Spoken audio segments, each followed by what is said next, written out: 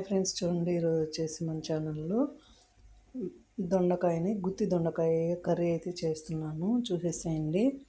చాలా టేస్టీగా ఎమ్మీగా ఉంది. Simple recipe. ఫస్ట్ వాటిని తలా తోక కట్ చేసేసి గుత్తి వంకాయలాగా కట్ చేసుకొని ఉప్పు పసుపు వేసి వాటర్లో ఉడికించుకోవాలి. అలా కుక్ చేసేసిన తర్వాత అయితే మనము పక్కన పెట్టేసుకొని ఒక కడాయి పెట్టేసుకోవాలి.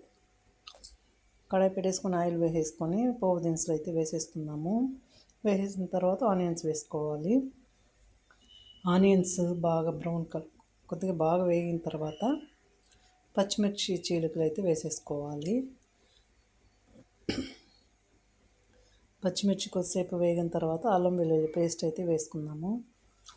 అల్లం వెల్లుల్లి పేస్ట్ కొద్దిగా పచ్చివాసన పోయేంత వరకు వేయించి ఒక 3 టమాటాలు పేస్ట్ చేసుకున్నాను. ఆ పేస్ట్ని అయితే ఇందులో యాడ్ చేసేసుకున్నాను. బాగా కొద్దిసేపు అయితే పచ్చివాసన పోయేంత వరకు అయితే వేయించుకోవాలి. అలా వేయించేసుకున్న తర్వాత టేస్ట్కి సరిపడ్డ కారము, కొద్దిగా పసుపు వేసుకోవాలి. పసుపు కారం కొద్దిసేపు అయితే మనం ఫ్రై చేసుకోవాలి. అలా చేసిన తర్వాత కొద్దిగా సాల్ట్ వేసుకున్నాము. నేనైతే రాక్ సాల్ట్ వేస్తున్నాను. మీరు కల్లుప్పు వేస్తున్నాను. మీరు ఏ సాల్ట్ అయినా వేసేసుకోండి. కొంచెం ధనియా పౌడర్ అయితే వేసేసుకోవాలి.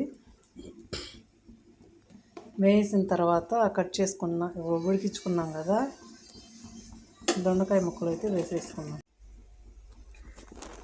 ధనియా పౌడర్ వేసిన తర్వాత కొద్దిసేపు అలా ఫ్రై చేసి వాటర్ వేసేసుకోవాలి.